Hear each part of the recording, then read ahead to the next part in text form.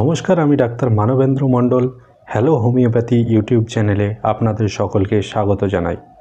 হোমিওপ্যাথির যেসব মেডিসিনগুলো বাড়িতে ব্যবহার করা যায় সেই সব মেডিসিনগুলির মধ্যে অন্যতম হলো রাস্টাক্স মেডিসিনটি। আপনারা হয়তো অনেকেই জানেন যে হোমিওপ্যাথির প্রত্যেকটা ওষুধ কিছু লক্ষণের ওপর নির্ভর করে। সেই সব লক্ষণ না মিললে হোমিওপ্যাথি ওষুধে কোনো কাজ হয় না। এই জন্য রাস্টাক্স ওষুধটি বাড়িতে ব্যবহার করতে গেলে রাস্টাক্স মেডিসিনটির যেসব লক্ষণগুলো আছে সেইগুলো আপনাদের অবশ্যই জেনে রাখতে হবে। তাহলে আসুন জেনে নিই রাস্টাক্স মেডিসিনটির সম্পূর্ণ লক্ষণ সম্বন্ধে। রাস্টাক্স মেডিসিনটি একটি প্লান্ট কিংডম মেডিসিন, অর্থাৎ রাস্টাক্স মেডিসিনটি একটি প্লান্ট বা উদ্ভিদ থেকে তৈরি করা হয়। এই ধরনের উদ্ভিদগুলি মূলত জলাভূমিতে এবং স্যাঁতস্যাঁতে জায়গায় বেশি জন্মায় এবং এই উদ্ভিদগুলির ফুল ফোটে বর্ষাকালে। রাস্টক্সের এই প্লান্ট বা উদ্ভিদগুলিকে দিনের বেলায় যতটা সুন্দর দেখায়, রাত্রেবেলা তারা ততটাই ভয়ঙ্কর হয়ে ওঠে। রাত্রে এই ধরনের উদ্ভিদের গা থেকে বা পল্লব থেকে এক ধরনের বিষাক্ত বাষ্প বের হয়। এই বাষ্প বের হওয়াকালীন যদি কোনো প্রাণী এইসব উদ্ভিদের কাছাকাছি যায় তাহলে তারা অসুস্থ হয়ে পড়ে। আর এই জন্যই রাস্টাক্সের সাথে জলাভূমি বা বর্ষাকালের একটি ঘনিষ্ঠ সম্বন্ধ আছে। এই জন্য রাস্টাক্সের প্রায় সকল রোগ বর্ষাকালে এবং স্যাঁতস্যাঁতে জায়গায় বৃদ্ধি পায়। বর্ষাকালে বৃষ্টির জলে ভিজে বা জলো বাতাস লেগে অথবা কোনো জলাভূমি বা স্যাঁতস্যাঁতে জায়গায় বসবাস করার ফলে জ্বর হোক বা আমাশা হোক, রোগের নাম যাই হোক না কেন, সেখানে আমরা রাস্টক্স প্রথমে ব্যবহার করব। শুধুমাত্র যে বর্ষাকালের সঙ্গেই এই ওষুধটির বিশেষ সম্পর্ক আছে তা নয়, যে কোনো সময়তেই যদি বৃষ্টিতে ভিজে বা দীর্ঘক্ষণ সাঁতার কেটে অথবা ভিজে মাটিতে শুয়ে থাকার ফলে যদি কোনো অসুস্থতা দেখা দেয়, সেক্ষেত্রে আমরা রাস্টক্স ব্যবহার করতে পারি। এক কথায় বলা যায়, অনেকক্ষণ জল ঘাঁটার ফলে যেসব অসুস্থতা দেখা দেয় সেই সব অসুস্থতায় প্রাথমিকভাবে আমরা রাস্টক্স ওষুধটি ব্যবহার করতে পারি। অনেকক্ষণ জল ঘাঁটার ফলে বা বৃষ্টিতে ভেজার পরে এদের যে প্রথম লক্ষণটি দেখা দেয় সেটি হলো গা হাত ব্যথা এবং গা হাতে অতিরিক্ত যন্ত্রণা।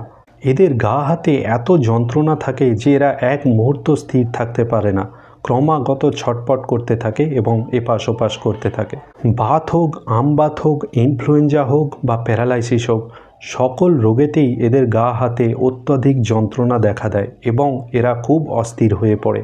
এই অস্থিরতা শুধু যে তাদের শারীরিক তা নয়, তারা মানসিকভাবেও অত্যন্ত অস্থির এবং উদ্বিগ্ন হয়ে পড়ে।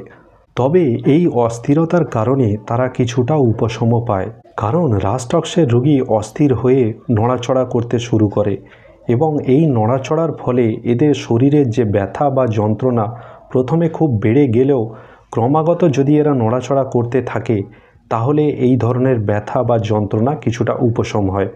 রাস্টক্সের রোগীর যদি জ্বর হয়, এরা স্থির হয়ে চুপ করে শুয়ে থাকতে পারে না, ক্রমাগত বিছানার মধ্যে এপাশ ওপাশ করে এবং কাউকে তার অঙ্গ প্রত্যঙ্গ টিপে দেওয়ার জন্য বলে থাকে।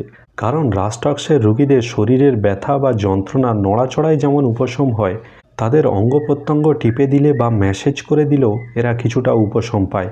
বাতের রোগীরা যতক্ষণ চলাফেরা করে ততক্ষণ তারা বেশ ভালোই থাকে, কিন্তু ঘুমাতে গেলে বা কোথাও বসতে গেলে বা বিশ্রাম নিতে গেলে তাদের ব্যথা প্রায় দ্বিগুণ হয়ে যায়। আবার সকালে ঘুম থেকে উঠে প্রথম নড়াচড়া করতে গেলে তাদের ব্যথা প্রথমেই খুব বেড়ে যায়, কিন্তু ক্রমাগত নড়াচড়া করার ফলে তাদের ব্যথা ধীরে ধীরে উপশম হয়। সুতরাং রাস্টক্সের এই লক্ষণটি অবশ্যই আপনারা মনে রাখবেন যে বিশ্রামে বৃদ্ধি এবং ক্রমাগত নড়াচড়ায় উপশম। এছাড়াও উত্তাপ প্রয়োগে উপশম বা গরমে উপশমও রাস্টক্সের একটি বিশিষ্ট লক্ষণ। রাস্টক্সের সকল যন্ত্রণা যেমন ঠান্ডায় বৃদ্ধি পায়, তেমনি উত্তাপ প্রয়োগে রাস্টক্সের সকল যন্ত্রণা উপশম হয়। এমনকি রাস্টক্সের রোগী নিজেরাও সবসময় কিছু কাপড় বা চাদর দিয়ে নিজেদের শরীর আবৃত করে রাখতে খুব পছন্দ করে এবং গরম ঘরে থাকতে বা গরম খাবার খেতেও এরা খুব পছন্দ করে। শীতকালে ঠান্ডা বাতাস তো দূরের কথা, যদি লেপের ভিতরে থাকা অবস্থায় এদের পা বেরিয়ে পড়ে তাহলেও এরা খুব অস্বস্তি বোধ করে, কারণ ঠান্ডায় তাদের সকল যন্ত্রণা বৃদ্ধি পায়। এমনকি কাশি হলেও সেটা ঠান্ডায় বৃদ্ধি পায়। রাস্টক্সের রোগীদের চেনার জন্যে আরেকটি বড় লক্ষণ আছে, আর সেটা হলো তাদের জিভ। রাস্টক্সের রোগীদের জিভের ডগায় এক ধরনের ত্রিকোণাকার লাল বর্ণ দেখা যায়। এটি রাস্টক্স রোগীদের একটি অন্যতম বিশিষ্ট লক্ষণ। আমি আগে যে লক্ষণগুলো আলোচনা করলাম সেই লক্ষণগুলির সাথে যদি জিভের এই লক্ষণটি পাওয়া যায় তাহলে চোখ বন্ধ করে রাস্টক্স প্রয়োগ করা যেতে পারে। আশা করি আজকের আলোচনায় রাস্টক্সের সমস্ত লক্ষণ আপনাদের বোঝাতে সক্ষম হয়েছি।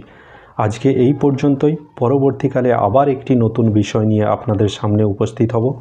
সবাই সুস্থ থাকবেন, ভালো থাকবেন, নিয়মিত শরীরচর্চা করবেন। ধন্যবাদ।